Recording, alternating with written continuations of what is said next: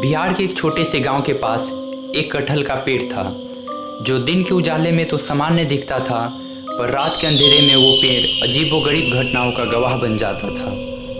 लोग कहते थे कि उस पेड़ के पास से गुजरते ही उन्हें अजीब आवाज़ें सुनाई देती थी और पेड़ की शाखाएं जैसे जीवित हो जाती थी। पर क्या यह सिर्फ एक डरावनी कहानी थी या सच में कुछ अलौकिक था? चलिए आज के इस वीडियो में जानते हैं रहस्य भरे इस पेड़ की कहानी।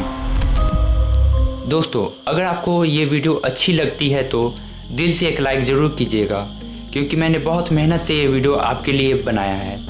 और कमेंट करके ज़रूर बताइएगा कि ये स्टोरी आपको कैसी लगी। यह कहानी अजय की है, जो बिहार के एक छोटे से गांव में रहता था। अजय अपने दोस्त रोहन के साथ खेलते खेलते गांव के बाहर बांस के खेतों के पास पहुंच गया।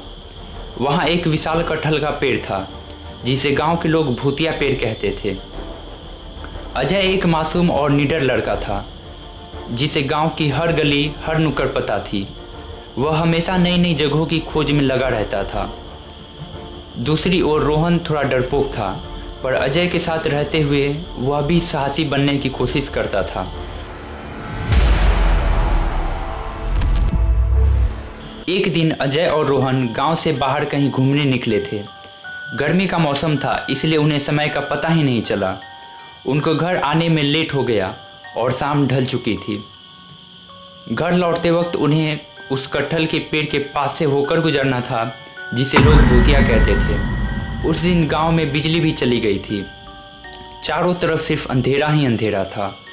रोहन ने डरते हुए अजय से बोला, भाई मुझे बहुत डर लग रहा है, हम लोग घर कैसे जाएंगे? अजय रोहन को साहस देते हुए बोलता है, अरे भाई तू डर मत, भूत वूत कुछ नहीं होता है, ये सब बस एक अफवाह है। वे दोनों बातचीत करते हुए आगे बढ़ जाते हैं। जैसे ही वे पेड़ के पास पहुँचे, अजीब सी ठंडी हवा चलने लगी। पेड़ की शाखाएं हिलने लगी, जैसे किसी ने उन्हें झकझोर दिया हो। अचानक उन्होंने सुना कि किसी ने उनका नाम पुकारा।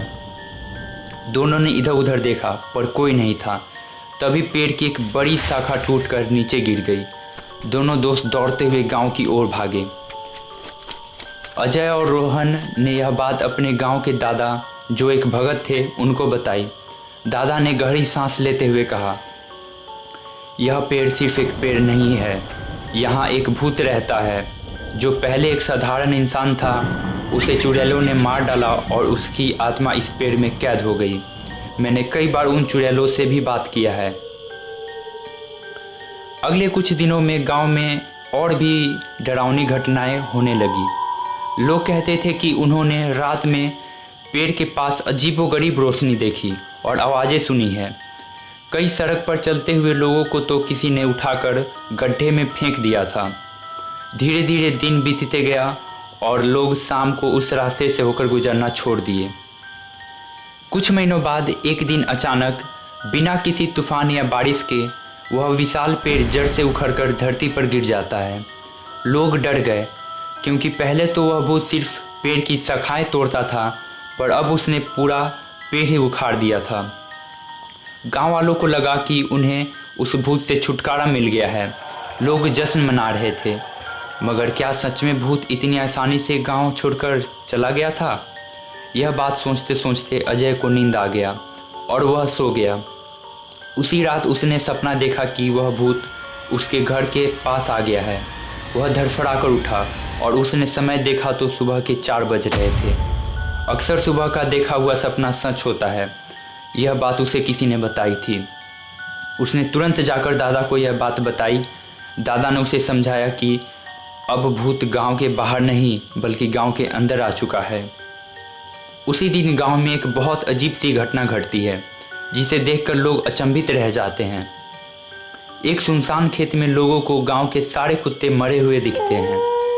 लोगों को अपनी आंखों पर विश्वास ही नहीं होता है। जो कुत्ते कल रात तक भौंक कर गांव की सुरक्षा कर रहे थे, वे अचानक एक रात में कैसे मर सकते हैं? लोगों ने गांव में एक तांत्रिक बुलाने का निर्णय लिया। अगले दिन तांत्रिक महाराज आते हैं और बताते हैं कि एक महायज्ञ करना होगा, नहीं तो यहाँ भूतों का वास बढ़ता ही चला जाएगा। लोग तैयार भी हो जाते हैं, मगर अजय को कुछ तो इसमें गड़बड़ लग रहा था। उसे तांत्रिक बाबा का आवाज़ जाना पहचाना लग रहा था। उसने कहीं तो ये आवाज़ सुनी थी। वह ये बात रोहन से जाकर पूछता है। तब उसे पता चलता है कि ये आवाज़ उस रात उस भूतिया पेड़ के पास सुनी थी। उस दिन पूजा संपन्न होने के बाद जब तांत्रिक बाबा घर लौटने लगते हैं, कुछ दूर जाने के बाद वे अचानक गायब हो जाते हैं। मगर लोगों को ये बात पता ही नहीं चलती है और लोग अब भूत प्रेत के डर से निश्चिंत हो जाते हैं।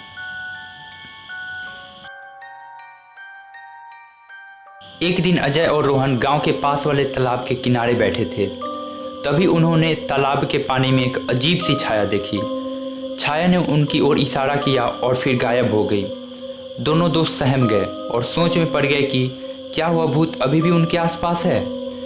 तो फिर क्या यह गांव हमेशा के लिए उस भूत के साए में रहेगा? और सबसे बड़ा सवाल, कौन थे वे तांत्रिक बाबा? वो अचानक कहाँ गायब हो गए थे? कहीं वो भूत ही तो नहीं थे?